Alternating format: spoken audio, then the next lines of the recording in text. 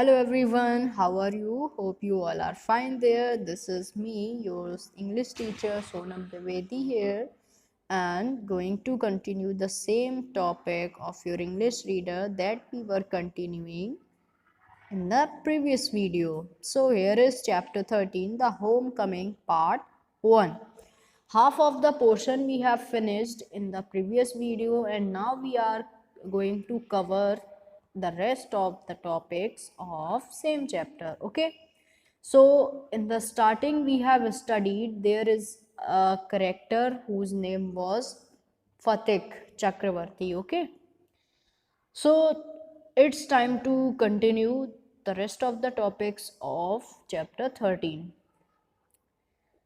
इस चैप्टर में हमने पढ़ा था कि एक जो बच्चा था जिसका नाम फतेह चक्रवर्ती था, वो थोड़ा सा नॉटी था। तो उसने क्या किया था, अपने फ्रेंड्स के साथ एक प्लान बनाया था कि कैसे हम एक लकड़ी के लॉक को साइड में रख के, या मीन्स उसको छुपा देंगे, फिर लोग ढूंढेंगे, मीन्स परेशान करने का उसके मन में एक आइडिया आया। बट जो उसका ब्रदर था, यंगर ब्रदर, उसका छोटा भाई, वो क्या करता था, उसके प्लान को फेल करने की कोशिश कर रहा था।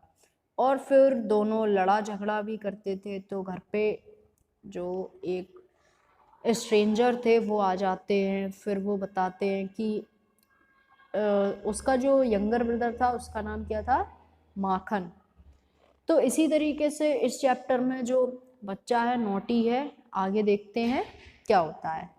फतेह पेशेंस वॉज ऑलरेडी, तो जो फतिक था वो बहुत देर तक सुनता रहा कि जब उसका यंगर ब्रदर था वो किससे घायल होकर आया था, उसी लकड़ी के लॉग से, और उसने घर में शिकायत की कि मुझे किसने मारा, फतिक ने। तो फतिक बहुत देर तक खड़ा खड़ा सुनता रहा। Makan sighed in a moment and pulled Fatik away, returning his blows with equal vigor. When Fatik pushed her aside, she shouted out, "What, you little villain! Would you hit your own mother?" तो जैसे ही फतिक को गुस्सा आया तो stranger क्या कहने लगा, क्या तुम अपनी ही माँ को मारोगे? It was just at this critical moment that the grey-haired stranger arrived. और फिर क्या हुआ, अचानक से एक स्ट्रेंजर आ चुका था। He asked what had occurred. क्या हुआ? फतिक looked sheepish and ashamed. फतिक हैरानी से देखने लगा। But when his mother stepped back and looked at the stranger, her anger changed into surprise. उसकी माँ जब गुस्सा कर रही थी और जैसे ही उन्होंने स्ट्रेंजर को देखा तो वो उनका गुस्सा सरप्राइज में चेंज हो गया। For she recognized her brother and cried, "Why दादा, where have you come from?" वो कौन थे? उसके भाई थे, उनकी माँ के भाई। उन्होंने कहा, आप किधर से आए हैं? As she said these words, she bowed to the ground and touched his feet. और उन्होंने क्या किया, अपने भाई के दादा के पैर छुए। Her brother Vishambhar had gone away soon after she had married and had started a business in Bombay. जैसे ही फतिक की माँ की शादी हुई थी, उनके जो भाई थे उन्होंने बिजनेस स्टार्ट किया था, कहाँ पर? बॉम्बे में। और उनके भाई का नाम क्या था? Bishambhar. She herself had lost her husband while he was there. और जो उसकी माँ थी, उन्होंने अपने पति यानी कि फतिक ने अपने फादर को खो दिया था। Bishambar had come back to Calcutta and had at once made inquiries concerning his sister. As soon as he found out where she was, he had hastened to see her.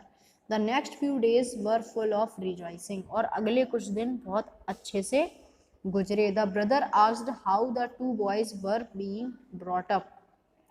He was told by his sister that Fatik was a perpetual nuisance. Perpetual means क्या होता है? Continuous होती है कोई चीज़। He was lazy, disobedient and build. वो पूछने लगे कि दोनों बच्चों ने मीन्स कैसे ग्रोथ की, क्या उसमें क्वालिटीज़ हैं, क्या क्या चेंज आए हैं। तो उनकी माँ बताने लगी कि फतिक तो अभी भी वैसा ही है, आलसी, डिसोबीडेंट, यानी कि आज्ञा नहीं मानता है। But Makhan was a good as gold, as quite as lamb and very fond of reading. तो क्या हुआ, वो बताने लगे कि माखन तो बहुत ही अच्छा था, गोल्ड की तरह अच्छा, क्वाइट था, बहुत ही शांत रहता था, और पढ़ाई करने का बहुत ही आदी था। Bishambar kindly offered to take Fateh off his sister's hands and educate him with his own children in Calcutta. Bishambar ने उनको ऑफर किया कि तुम मेरे साथ चलो और मेरे बच्चों के साथ ही कलकत्ता में पढ़ाई करना. The widowed mother readily agreed when his uncle asked Fateh if you would like to go to Calcutta with him. उसकी जो मदर थी, विधवा माँ, जिनके हस्बैंड नहीं थे, तो वो क्या हुआ, एग्री हो गई जैसे ही उन्होंने उसके भाई ने बच्चों को ले जाने के लिए कहा. His joy knew no bounds and he said, "Oh yes, yes, uncle," in a way that made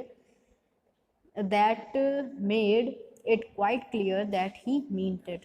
और उसकी माँ बहुत खुश हुई क्योंकि यहाँ पे वो बच्चे पढ़ाई नहीं कर पा रहे थे, है ना, तो उनको ऐसा ऑफर किया गया. बिकॉज उनके फादर नहीं थे तो अच्छे स्कूल में पे करना, ये सब कुछ प्रॉब्लम्स थी. It was an immense relief to the mother to get rid of Fateh. और फतेह जो था वो बहुत नोटी भी था, आलसी था, ठीक है ना, तो बहुत खुश हुई उनकी माँ कि मुझे इससे छुटकारा मिलेगा और ये अच्छी आदतें सीख जाएगा. She had a prejudice against the boy and there was no love lost between the two brothers. She was in daily fear that he would someday either drown Makhan in the river or break his head in a fight. और वो सोचने लगी कि daily ये लोग झगड़ते हैं, एक दूसरे को मार देते हैं. That he would someday either drown Makhan in the river. Okay. At the same time, she was a little distressed to see Fateh's extreme eagerness to leave his home. और उसी समय उसको ये भी चिंता थी कि फतेह अपने घर को छोड़ के कैसे जाएगा, वो निराश होगा. फतेह as soon as all was settled kept asking his uncle every minute when they were to start. He was on pins all day long with excitement and lay awake most of the night.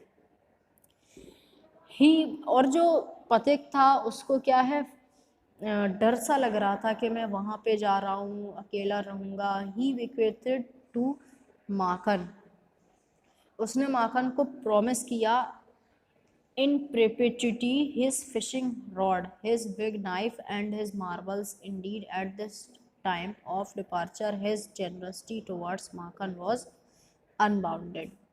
और उसने उसको promise किया कि fishing rod, his big knife and his marbles, उसकी कोई भी चीज़ वो ना छुए, है ना, और वो जाने के लिए तैयार हो गया.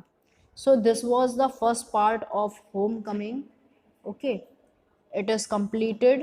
So it is your work to complete the exercise of same chapter, okay, in your book. Till then, bye bye, take care, have a good day.